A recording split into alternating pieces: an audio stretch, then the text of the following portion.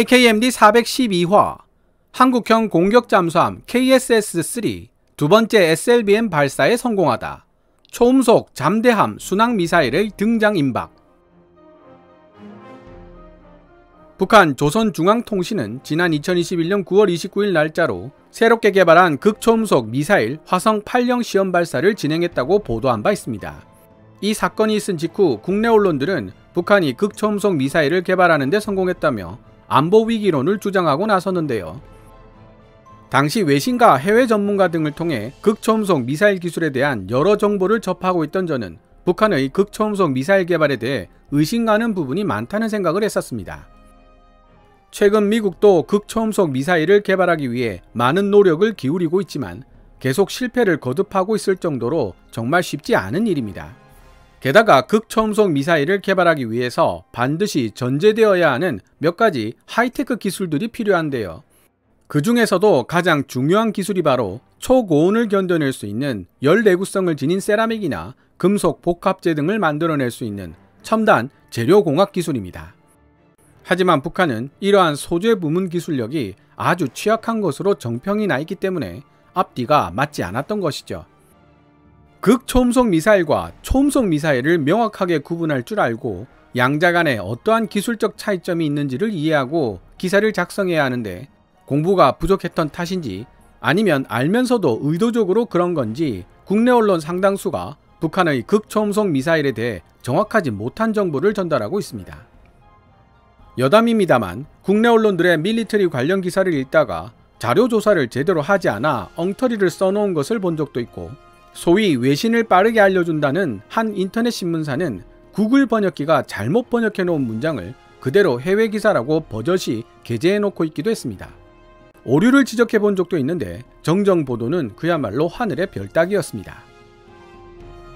어쨌든 결론부터 이야기하자면 중국의 둥펑 17을 추종하고 있는 것으로 보이는 부스트 글라이더 비행체가 탑재된 북한의 화성 8형은 아직까지 제대로 된 극초음속 미사일이 아니며 현재 대한민국이 보유한 대공방어체계로 충분히 요격이 가능한 것으로 분석됩니다. 이에 대한 상세한 설명은 나중에 하기로 하고요. 최근 지인 중 한 명이 초음속 대함미사일에 대해 자세히 알고 싶다는 요청을 해온 일도 있어서 이 부분에 대한 해외 기사와 자료들을 찾던 중에 KSS-3 도산 안창호함이 두번째 잠수함 발사 탄도미사일 발사에 성공했다는 해외 군사 전문지 네이버뉴스의 기사를 접하게 되었습니다. 이로써 대한민국은 SLBM을 실전 배치할 수 있는 작전 운용 능력을 획득하게 되었는데요. 자료 조사를 하다가 KSS-3 도산 안창호함의 수직 발사대 VLS에서 운용할 수 있는 무기체계에 탄도미사일만 존재하는 것은 아니라는 사실을 발견하게 되었습니다. 극히 일부 자료에서만 찾아볼 수 있는 내용으로 한국형 초음속 대함미사일이 처음부터 KSS-3 VLS에 탑재될 수 있도록 개발되고 있었다는 것인데요. 말하자면 KSS-3는 초음속 잠대함 순항미사일의 운용이 가능한 플랫폼이라는 뜻입니다. 시청자 여러분들의 이해를 돕기 위해 몇 가지 용어들의 정의를 다시 설명드리자면 마하5를 기준으로 마하5에서 10 정도의 속도를 낼 수 있는 미사일을 극초음속 미사일이라고 부릅니다. 마하2에서 마하4 정도의 속도를 내는 미사일을 초음속 미사일, 마하를 넘지 못하는 속도의 미사일을 아음속 미사일이라고 부릅니다. KKMD-407화 한국형 SM-3, SM-6의 등장, 함대공 유도탄 2 프로그램과 한국형 항모 CBX 전단의 미래 편에서도 설명드렸지만 대기권 밖으로 벗어난 후 탄도 비행을 하는 탄도미사일은 발사 후 낙하까지 고정된 비행 궤도를 지니고 있습니다. 높은 고도까지 상승하기 때문에 발견하기도 쉽고 고정된 비행 궤도를 가지고 있는 덕분에 마하 10에 가까운 종말 단계에 도달하기 전까지는 요격하기도 상대적으로 쉬운 편입니다. 그에 비해 순항미사일은 대기권 밖을 벗어날 필요가 없으며 중간에 비행 궤도를 자유로이 바꿀 수도 있는 일종의 무인 제트기 같은 특성을 지니고 있습니다. 따라서 마하 5 이상의 속도로 날아갈 수 있으면 극초음속 순항미사일이 되는 것이고 마하 2에서 4의 속도로 날아가는 순항미사일이면 초음속 순항미사일이 되는 것이죠. 탄도미사일의 고정된 비행 궤도 때문에 중간 단계에서 요격되기 쉬운 약점을 보완하기 위해 탄생한 존재가 바로 부스트 글라이더 방식의 탄도미사일인데요. 탄도미사일의 탄두 부분을 글라이더처럼 생긴 비행체로 만들어 마하 5 이상의 속도가 나오는 상공 50km 정도까지 낙하했을 때 약간의 바등각을 만들고 그때 발생한 충격파를 이용하여 위로 튕겨져 나가는 방식의 비행을 하는 극초음속 미사일입니다. 마치 물수제비처럼 상공 50에서 60km에서 마하 5 이상의 속도로 오르락내리락 이동하며 비행하는 것이죠. 당연히 방어하는 입장에서는 요격하기가 훨씬 더 어려워집니다. 여기서 중요한 것은 왜 하필이면 상공 50에서 60km라는 높이에서 글라이드 비행을 하느냐는 것인데, 이는 바로 공기 저항 때문입니다. 그 이하 고도로 내려가면 공기 저항 때문에 섭씨 1촌도 이상의 열이 발생하는 동시에 속도가 마하 2대까지 떨어지게 됩니다. 북한의 화성 8형의 경우 20km 높이에서 마하 2.5대로 계속 비행하는 것이 관측되었기 때문에 진정한 의미의 극초음속 부스트 글라이더 미사일로 보기 어렵고, 따라서 현재 사드나 KAMD 미사일 방어망으로도 충분히 요격이 가능하다는 분석이 나오는 것입니다. 극초음속 미사일에 대해 많은 분들이 오해하기 쉬운 부분 중에 하나가 마하 5 이상의 속도가 조건에 따라 유지되지 못할 수도 있다는 사실입니다. 영문판 위키피디아에 게시된 정보에 의하면 러시아 지르콘 극초음속 미사일의 경우 러시아 정부는 평균 450km의 사정거리를 주장하고 있지만 낮은 고도에서는 절반 이하 수준인 200km대로 사정거리가 줄어드는 것으로 분석되고 있습니다. 바로 고도가 낮아질수록 짙어지는 공기 밀도로 인한 저항 때문인데요. 이미 말씀드렸듯이 제 아무리 극초음속 미사일이라도 고도가 낮아질수록 섭씨 1촌도 이상의 마찰열이 발생하고 속도 또한 마하 2에서 3대로 떨어지게 됩니다. 만약 낮은 고도에서 마하 5 이상의 속도를 억지로 낸다면 어떻게 될까요? 낮은 고도를 비행하는 경우도 생기는 전투기의 최고 속도가 왜 마하 2대로 고정되어 있는지 혹시 알고 계십니까? 공기 밀도가 높은 저고도에서 마하 3 이상의 속도를 내면 조종사에 가해지는 가속도 G도 문제이지만 기체를 구성하는 복합재가 공기 저항과 열을 견뎌내지 못한다고 전문지는 설명해주고 있습니다. 극초음속 미사일도 낮은 고도에서 마하 5 이상의 속도를 내려면 이런 항력과 열 문제를 극복할 수 있어야만 합니다. 하지만 잠시라면 모를까 현재 기술로는 그 어떤 나라도 장시간 저고도로 극초음속 비행을 하기가 어렵습니다. 지금 현재 북한의 재료공학 수준으로 제대로 된 극초음속 미사일을 만들기가 어려울 것이라고 보는 분석도 이런 사실에 기반하고 있습니다. 극초음속 미사일은 아직 많은 문제점을 내포하고 있고 생산에도 엄청난 비용이 필요하기 때문에 광범위하게 사용되기 어렵습니다. 하지만 초음속으로 비행하면서도 자유로이 비행 궤도를 바꿀 수 있는 초음속 순항 미사일은 생산 비용과 기술적 난이도가 상대적으로 낮으며 그 활용 범위가 무궁무진합니다. 특히 수상 전투함과 잠수함 그리고 전투기에서 사용할 수 있는 대함 버전이 큰 관심을 끌고 있는데요. 대한민국 KSS-3 도산 안창호급 잠수함들이 초음속 잠대함 미사일 플랫폼으로 등장하고 있다는 소식인 것입니다. 그럼 2022년 4월 25일 네이버 뉴스가 게재한 기사 대한민국 공격 잠수함 KSS-3 두 번째 SLBM 테스트에 성공하다를 번역해본 뒤 이야기를 계속 이어나가 보도록 하겠습니다. 기사 원문은 노란색 글자로 표시됩니다. 대한민국 해군이 KSS-3급 도산 안창호함을 통해 국내 기술로 만든 잠수함 발사 탄도미사일의 두 번째 시험 발사를 시도했고 성공적으로 시험을 마무리했다고 대한민국 국방부가 지난 목요일 발표했다. 이번 2차 SLBM 시험 발사는 2021년 9월에 있었던 1차 시험 발사 이후 불과 7개월 만에 이루어진 것이다.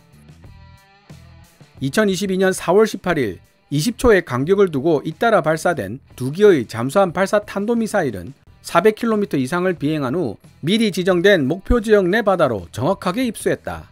이 신형 SLBM은 사거리 500km의 지상기반 탄도미사일 현무2B의 파생형이다. 군사 전문가들은 이번 테스트를 마지막으로 대한민국이 잠수함 발사 탄도미사일의 실질적인 운용 능력을 획득했을 가능성이 높다고 분석하고 있다. 대한민국 군 대변인은 4월에 있었던 SLBM 발사는 첫 번째 시험 발사 과정을 그대로 답습하여 진행되었으며 실제와 유사한 배치 조건에서 SLBM이 얼마나 효과적으로 작동하는지를 평가하기 위한 것이었다고 설명했다.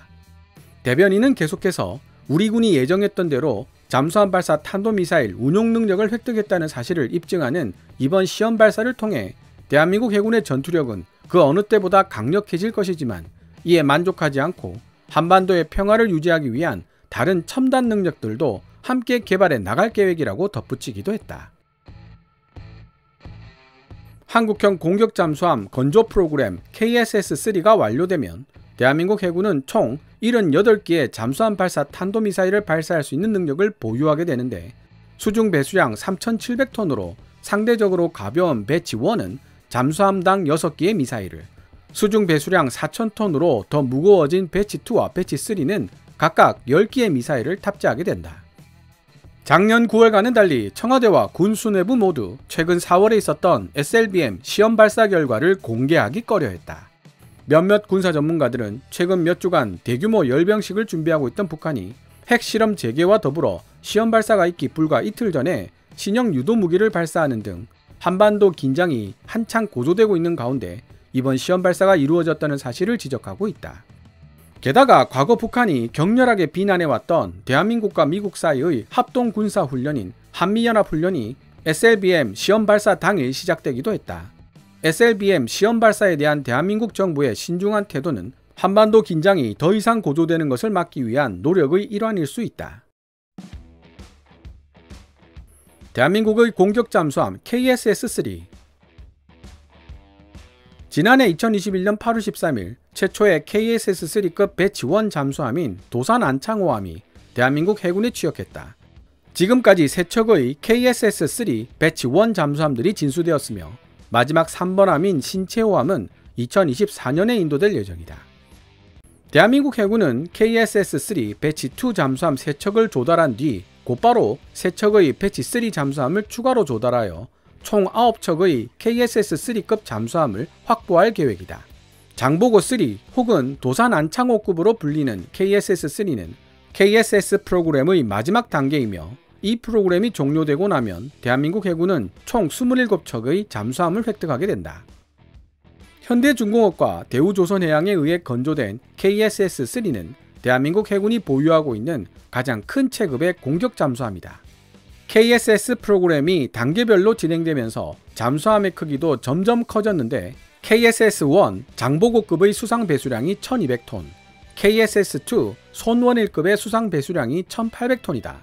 후계 기종인 KSS-3의 경우 수상 배수량 3300톤으로 KSS-1 장보고급보다 2배 이상 거대해졌고, KSS-3의 두 번째 단계인 배치 2는 수상 배수량이 3600톤에 가깝다. KSS 프로그램의 마지막 단계인 배치 3는 더 거대해져서 수상 배수량이 심지어 4000톤에 달할 것으로 보인다. 프랑스가 자랑하는 차세대 원자력 공격 잠수함 쉬프랑급의 수상 배수량이 4700톤으로 KSS-3 배치 3와 불과 700톤 정도의 차이만 보여주고 있습니다. 한때 KSS-3 배치 3가 원자력 잠수함으로 건조될지도 모른다는 추측들이 무성했었지만, 핵 억제를 기본 원칙으로 삼고 있는 미국 바이든 정부에서는 추진되기 어려운 정책이라는 분석이 많습니다. 실제로 바이든 미 행정부가 원자력 잠수함을 불허하는 대신 풀어준 것이 한미 미사일 지침이라는 분석이 있을 정도죠. KSS-3 공격 잠수함은 기존에 없던 새로운 기술을 대한민국 해군에 도입할 예정이다. 예를 들어 KSS-3 배치 2는 일본 해상자위대에서 운영 중인 소류급에 이어 세계에서 두 번째로 리튬이온 배터리를 사용하는 잠수함이 될 것이다. 리튬이온 배터리를 사용하는 잠수함은 수면 아래에서 더 오랜 기간 동안 잠항이 가능해지고, 이는 곧 구축함이나 해상 초계기 같은 대잠 플랫폼에 대한 취약성이 상당 부분 보완된다는 의미가 된다.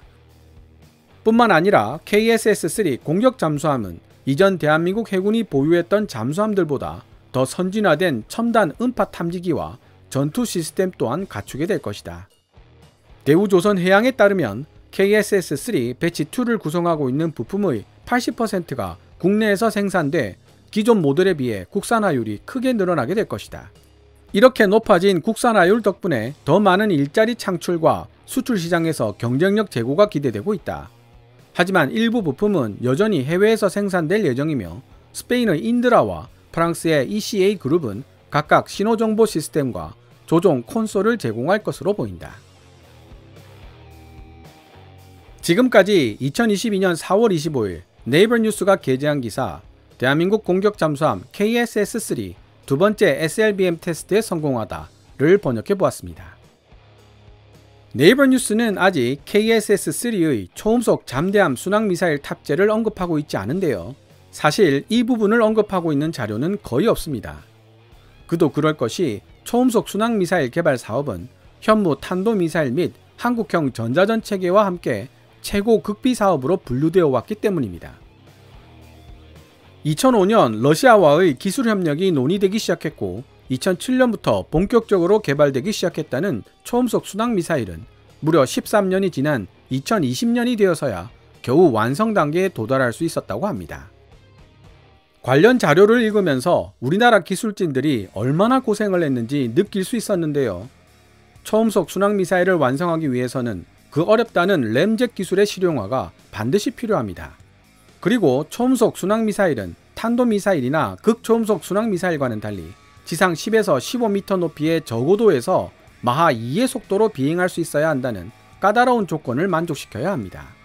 당연히 공기 저항으로 인한 엄청난 공력 가열이 발생하며 이를 견딜 수 있는 각종 복합재들과 엄청난 고열 속에서도 목표물을 탐색하고 추적할 수 있는 시커 그리고 순항미사일을 지속적으로 유도해 줄 수 있는 데이터 링크의 개발도 필요했을 것입니다. 이렇게 탄생한 초음속 순항미사일은 그야말로 게임 체인저라고 불려도 손색이 없는 위력을 발휘할 것으로 보입니다. 특히 해전에서 그 위력을 발휘할 가능성이 높은데요. 한국형 초음속 순항미사일이 추종하고 있는 러시아 P-800 야혼트 미사일의 성능을 살펴봅시다.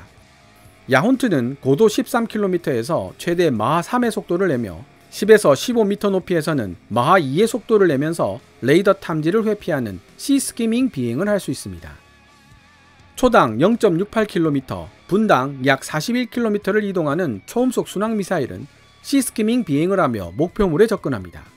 시스키밍 비행을 하는 초음속 순항미사일을 200에서 300km 너머에서 발견하려면 공중 조기 경보기와 함재기를 운용하는 미 항모전단 수준의 탐지 능력이 필요한데요. 적어도 100km 밖에서 탐지할 수 있어야 두세 번의 요격 기회를 얻을 수 있습니다.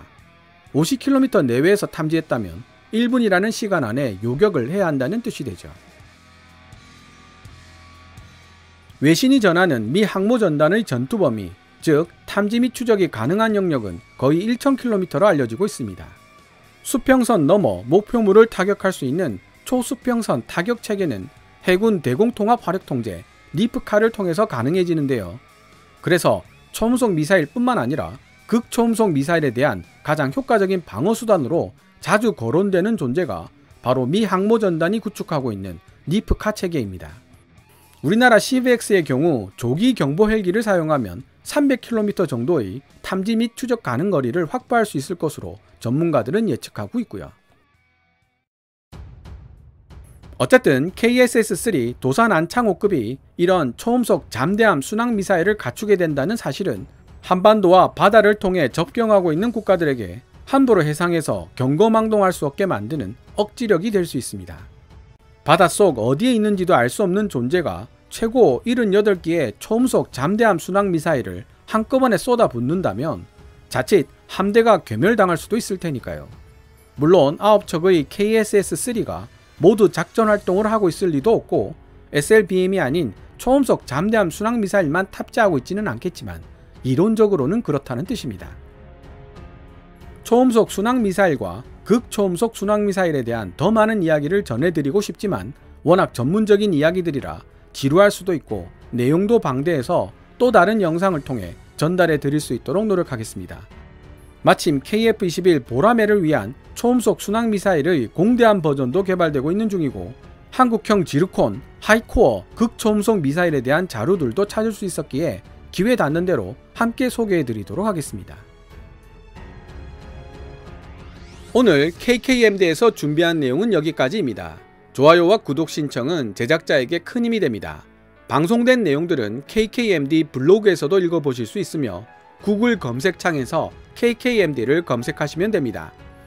또한 후원 멤버로 가입해 주시면 영상 제작 지원과 더불어 업로드된 영상을 더 일찍 만나보실 수 있습니다. 지금까지 시청해 주셔서 감사합니다. Kevin's Military Channel KKMD